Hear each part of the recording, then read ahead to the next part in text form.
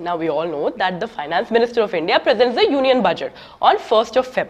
But our Finance Minister Arun Jaitley is recovering from a surgery. But somebody has to do that job.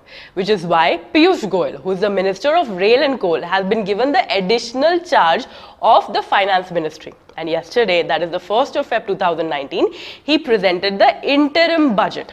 And from that moment, all the news channels, Twitter and everybody else on social media has lost their shit. The Modi government is saying that it is a great budget for New India. And the opposition says that it is just another jumla by the Modi government to fool people again. But no matter what these leaders are saying, in the end, we have to bear the consequences. So let's understand what is the ground reality and how does this interim budget affect people like you and me. So in today's video, we're going to see what is an interim budget. What are the highlights of the interim budget 2019? But most importantly, we're going to see how does this budget affect a normal middle class person paying taxes. But before that, if you like me or if you like the work that I'm doing, make sure you hit that like button because that motivates me to make more videos. Let's begin.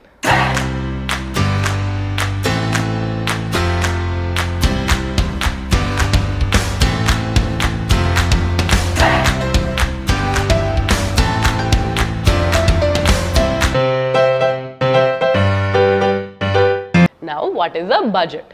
I'm sure you make a budget for your house that this much I am earning and this much I am spending towards rent, food, clothes, so on and so forth. Imagine the same thing being done but for the entire country. The Indian government creates a budget statement about how much money it is getting and how much it is spending towards building roads, machinery, education, health, so on and so forth for the benefit of the country and its citizens. Now, what is an interim budget? The word interim means meanwhile. So the current government prepares an interim budget instead of a full budget if it does not have the time or if the national elections are near, which is the case right now because the elections are going to happen in April-May 2019. And when the elections happen, the incoming government will prepare the full budget. And until then, the interim budget will be in place. But remember, the incoming government has full freedom to change the estimates of the interim budget when the final budget is presented. Keeping that in mind, here are the 5 highlights from the interim budget 2019 that can affect us. Number 1, the current tax slab is not changing. But if your taxable income is 5 lakh rupees or less, then you will get a full tax rebate. Which means that earlier, if you were paying 12,500 rupees or less for taxes, then now you will not be paying anything at all. I understand that tax calculations can be confusing, which is why I made a separate video explaining how much tax you're paying and how to save your money by reducing those taxes. I've left the link in the description, do check it out. Number 2, if your taxable income is 6.5 lakhs or less, then you can skip paying income tax. If you make investments in provident fund, insurance, specified savings, etc.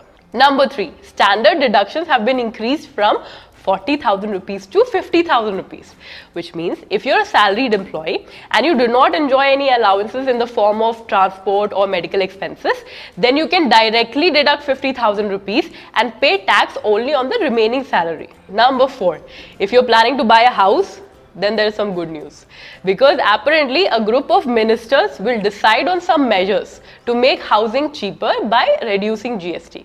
So let's keep our fingers crossed. And number 5, businesses with less than 5 crore rupees annual turnover will be allowed to file quarterly returns. Apart from these, there were other announcements as well. Like within 2 years, tax assessments will be done electronically and IT returns will be made within 24 hours. 26 weeks of maternity leave to empower women, 1.7 lakh crore rupees dedicated to ensure food for all, 6,000 rupees per year direct subsidy for farmers having less than 2 hectares of land.